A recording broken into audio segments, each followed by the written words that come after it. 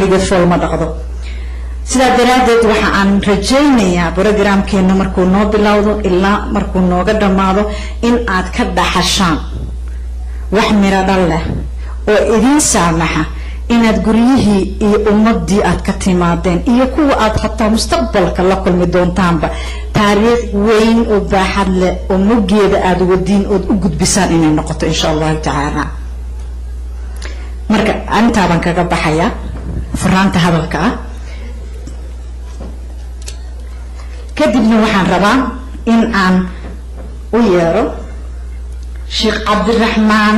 Sharif si uu maaragtay noola wadaago doorka diinta islaamka iyo doorka dumarka kusoo dhawow Sheikh Abdulrahman والصلاة والسلام على سيدنا محمد وعلى آله وأصحابه وتبعهم بإحسان إلى يوم الدين السلام عليكم ورحمة الله مركة هراء إلهي ومهاتك الله سبحانه وتعالى مركة لبعض إلهي ومهاتك الله سبحانه وتعالى مركة صدحات إلهي ومهاتك الله سبحانه وتعالى مركة كلام وحا مهاتسا قبلها يهويوين كالصوماليات سواء أبا أولي برنامج كان isku soo dibariday isxil qaamay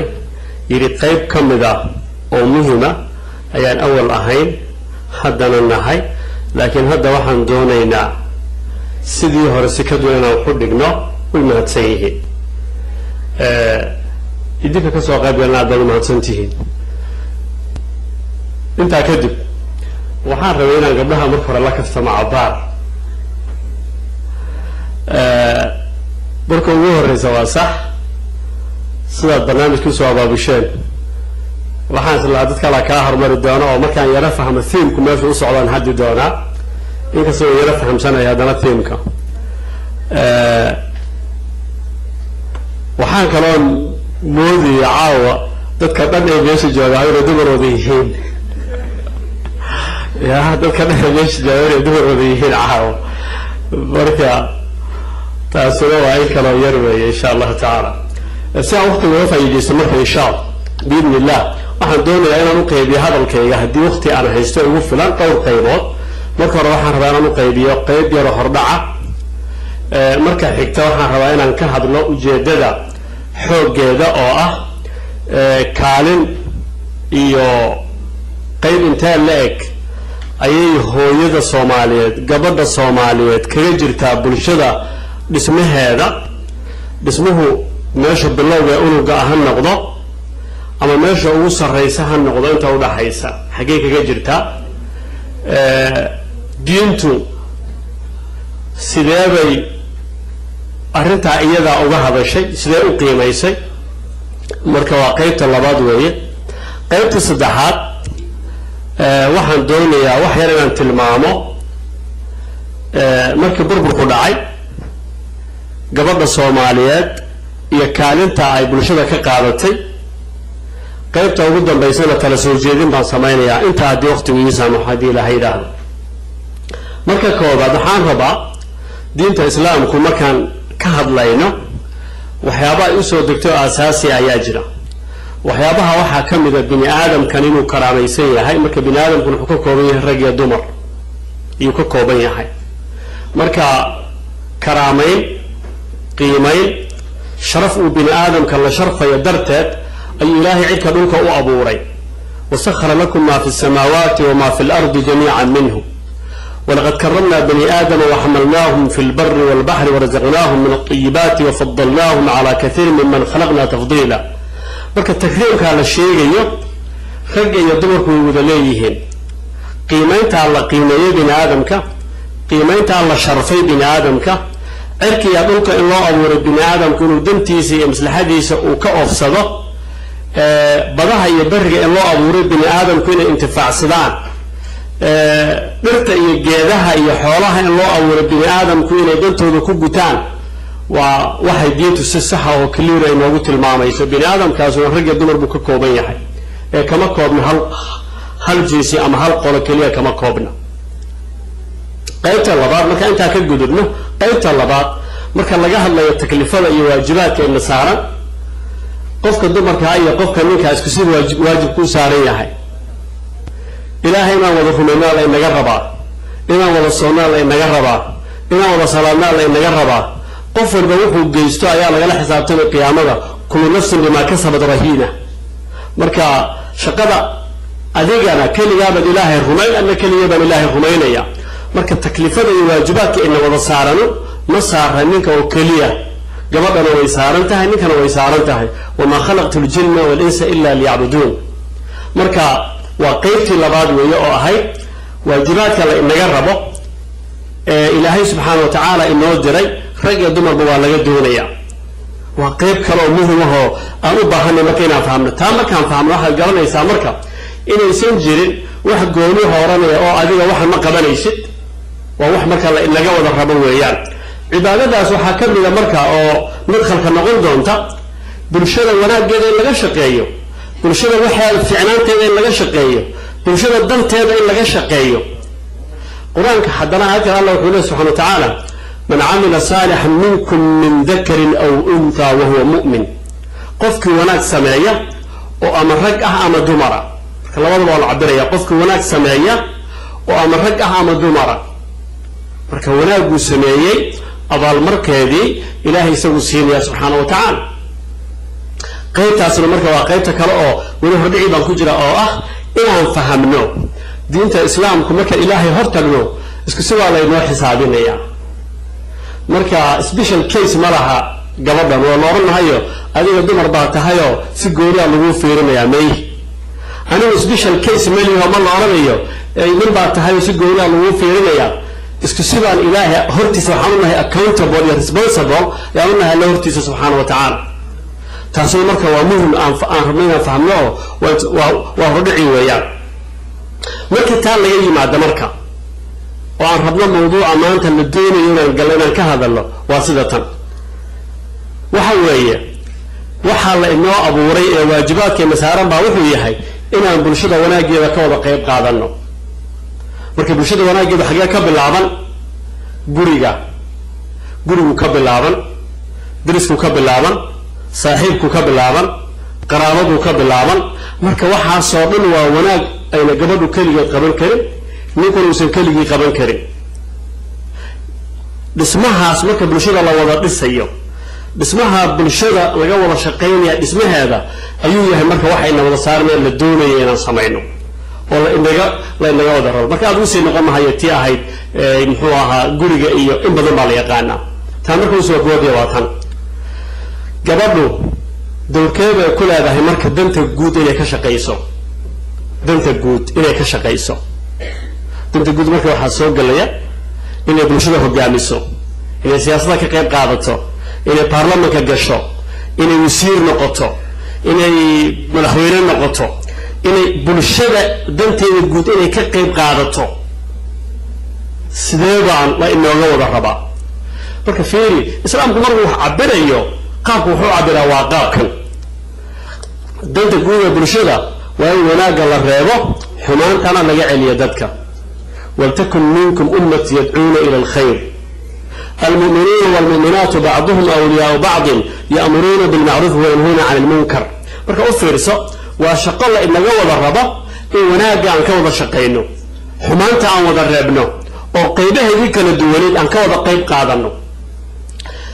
islaamku marka uu bilaabanayay marka gabdhahu aad u dhegaysta hadda aada u fura qofku ugu horreeyey oo diintan rumeeyaahu gabar bay ahayd qofku ugu horreeyey oo diintan u dhintay loo dilaana gabar bay ahayd fiiri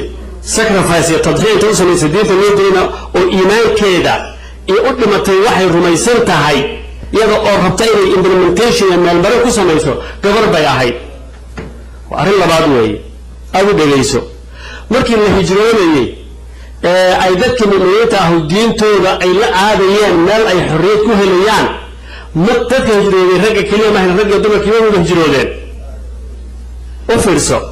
markii jihaadka la gelayey waxaa jihaadka gelayay ma ahayn ragga oo keliya ragga dumarku jihaadka wada gelayeen dagaalkii badar bay ka qayb qaateen kii uxud bay ka qayb qaateen iyaga oo physically dagaalamaya weliba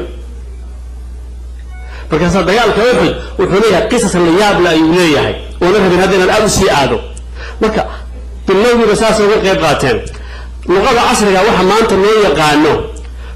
muxuu ahaa golayo wala tashiga oo dowladda lagu taqaano maanta barlamaanaad iyo congress iyo luqooyinka loo yaqaano waxay qayb ka qaadanayeen la tashiga bulshada oo weliba qaybta ugu sarreysa ee ah bulsho lagu soo duulayo in uu hogaamiyaheedii oo nabi maxamed calayhi salaam uu la tashado dumarka uu yidhaahdo oo maxaan sameeyaa xaggeen wax ka qabtaa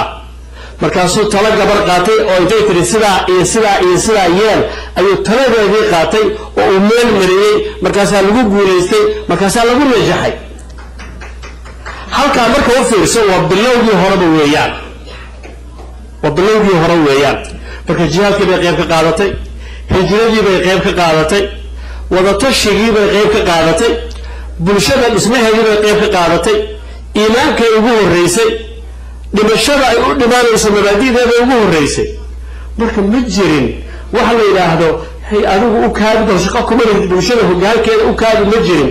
qayb bay ka ahayd bulshada idinkana sidii baan rabnaa oo weliba ad qaybtaas iyo qayb lamida inaad qaadataan baan doonaynaa insha allahu tacaala taasu marka waa lubul mawduuc wey su-aasha kale imanaysa waa tan islaamku marka uu doonayo inuu qiimeeyo waxyaabaha la yidhaahdo qofka hoggaanka ah ma wuxuu ku qiimeynayaa labka iyo dhadiga ayuu wax ku qiimeynayaa oo wuxuu odhanayaa qofkanu waa dumar ama qofkanu waa nin mise wuxuu wax ku qiimeynayaa tilmaamo kale yaa ka jawaabaya marka waxaa ka jawaabaya islaamka laftiisa qur-aanka ilahay baa ka jawaabaya subxana wa tacala dhegeyso nabiyullaahi yuusuf marka uu xil in loo dhiibo codsanayay oo uu lahaa xil hala isiiyo dhegeyso wuxuu yidhi ma oranin nin baanahay ee xilka hala ii dhiibo alaa khazaa'in alardi innii xafiidun caliim xilka ii dhiib anigu aan noqdo wasiirka dhaqaalaha maxaa jira sababtu waa maxay waxaan aqaanaa sida dhaqaalo loo sameeyo haddii luqada aan fahmayno hadda ay tahay accountanty dhaqaalaha iyo qorshaha dhaqaalaha iyo waddan recession galay oo dhaqaaladan ku dhacday sida dhaqaalihiisa loo soo dhiso loo soo kobciyo ayaan aqaanaa haddana waxaanah amiin oo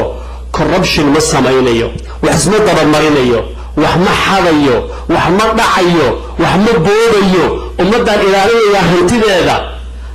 markaasaa weliba wuxuu ku faaran uu yidhi haddii xilkii la ii dhiibo dhowr sano gudahood ummadda sharkalaas waxa la yidhaahdaa ayaan gaarsiinaya saa xilka ha la igu dhiibo marka kuma faanin nin baan ahay xilka ha la ii dhiibo marka waxaa lagu faanay waa wax la skiil iyo aqoon baa lagu faanay marka oo uu sheegtay nabiyullaahi yuusuf calayhi salaam nabiyullaahi shucayb gabdhahiisii markay lahaayeen nabi muuse nooga dhig shaqaalo noo shaqeeyo aabbo ay la yaabeen ninkan waxay yidhahdeen dhegeyso yaa abati ista'jirhu ina khayra man istaajarta alqawiyu lamiin aabbow wiilkan qawsaar ama adhigaha inoo raaciyo xoolaha yacni shaqaalaha inoo noqdo sababta waa maxay waa amiin weeyaan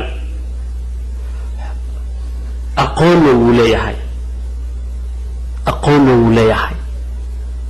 waxaan doonayaa marka bini aadamka in lagu qiimeeya sidaa qur-aanku wuxuu inoo tilmaamay laba qisoo la yaab leh oo meeshan kusoo xidhi doono intaana taladeeda bixin waatana dhegayso qur-aanku nin fircoon la yidhaahdo ayuu ka sheekeeyey wuu dhaliilay dadnimo xumadiisa iyo fasaadkiisa iyo akhlaaq xumadiisa iyo suuna qiimo u lahayn ayuu ku dhaliilay qur-aanku gabar aan inagu magaceeda balqiisa dhahno ma ogu magaca in la yidhahdo ma huba laakiin gabarun bay ahayd yacni gabadhaasna qur-aanku wuu ammaanay wuxuu ku ammaanay dadnimadeeda iyo sharafteeda iyo la tashiga dadka iyo tixgelinta dadka iyo ixtiraamka dadka iyo qadarinta dadku ku ammaanay marka masaladu ishuugu ma aha labiya dhadig ee ishuugu waa maxay waa quality waa aqoon weeyaan dhegaysan marka fircoon marka gabadha laga sheekeynayay waa qisa dheer weeyaan qur-aanka in badan baad awoo taqaaniin markii nabiyullahi suleymaan uu u keenay hudhud baa wuxuu yidhi waxaan arkay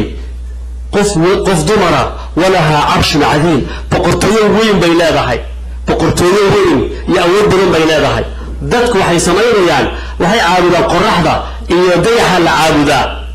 dadkaasna soo arkay markaas nabiyullaahi sulaymaan wuxuu damcay marka inuu tijaabiyo arrinteeda sax tahay in kaleeto waraaq buu qoray waraaqda wuxuu ku qoray بسم الله الرحمن الرحيم إنه من سليمان وإنه بسم الله الرحمن الرحيم ألا تعلوا علي وأتوني وقصة الرواية قبل مركة وراقة الأتمد بيسي مركة وحي سميسي ما هي قبل كلية تلسة دكتاتور شيب بيقيعد ما هين وحي يسوي هذي بالشديد يسوي هذي وحقرك كده يسوي هذي دكي بالشديد يا واحد قلت لي ما كنت قادعة أمرا حتى تشهدوا ما هي قف قوان اسكا قادة كلية وحا إنو تبد وراق هندادات من باي كتمد موغ وحو يحي مركا وحان دونيا إنا وضا تشنو إنا نسلحة دلو إنا نقوان وضا قارنو ساسا دونيا مركا قلبي أن نتشفق وحكو لهذا قالوا نحن مركا قاركو ذا حالي لهذا وإن بدن رق وحيكو فانا مصر كيكو فانا مركا وحكو لهذا نحن أولو قوة وأولو بأس شديد والأمر إليك فانظري ماذا تأمرين سكرة ثانية أولو بيكار الله لكن هذا وقت إمرو سامحين حيث هذا أنه وحان هجد ملتارية أو ضد لا نهي إذا الحب ضنبا نهي قوان كأبا إسكاله أنه هذا نسيس أمر وانقلينا نكان يعكا صومرنا وفر سمركا مركا حكوت سامي يوليو ومدنبيتي قرآن هو أماني مركا قبل أص فرعون محل هو أماني مركا ما أريكم إلا ما أرى وما أهديكم إلا سبيل الرشاد ما علمت لكم من إله غيري إن ذلك عبد الصبي أو ذلك العقابل وإن ما تشوعي وكل يترس نقضي أي مركب محايكا وجيدان الربو وجيدان وحوي مسألة معها نم معها قصد مرة معها لب يددق معها مسألة وحوي أقوم إيا كرتي إيا ددنمو إيا أمانة ويا مسألة الصلاة marka waxaan doonayaa taariikh wax badan bay sheegaysaa xaqiiqatan laakiin intaas waxaan inay inagu filan tahay ninbaa marka ku qoray arrin la yaab leh markaan hadda qisada sheegaynay wuxuu yidhi in alqisata laysat qisata unuuthin wadukura arrintu qisada nabiga dhadig ma aha waxa weeye inaha qisatu akhlaaqin wa mawaahib nafiisa waa qadiyad akhlaaqeed iyo kartinimo weeyaan marka gabadhu haday leedahay karti haday leedahay aqoon haday leedahay dadnimo ma waxa la oranayaa bulshada ma maamulaysid kartidaada iyo aqoontaada iyo aqligaaga meel ku mareysida fadhiisan maxaa jira waxa tahay dumar arrintaas sax ma ahayn ujeedadu islaam ah marka waxaan rabnaa xaqiiqa ahaan quraanku sidaas u cabiraya taariikhdana wax fara badan oo kaleeto oo qisas oo la yaab leh yaa laga helayaa waxa jirto kaleeto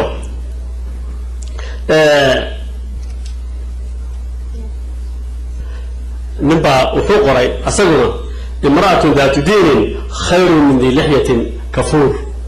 xaqiiq samaha wuxuu dhahay qof dumar oo akhlaaq iyo dadnimo leh ayaa ka fiican nin garna oo mujrima in misaan kuwa garna oo mujrimiin qabnaa anagu marka إنسان قبنا مركا ujeedadu waxa weeye qofkan iyo dadnimadiisa weeyaan ani laakiin in baa raba marka dhigayna dhaho al-islam madlum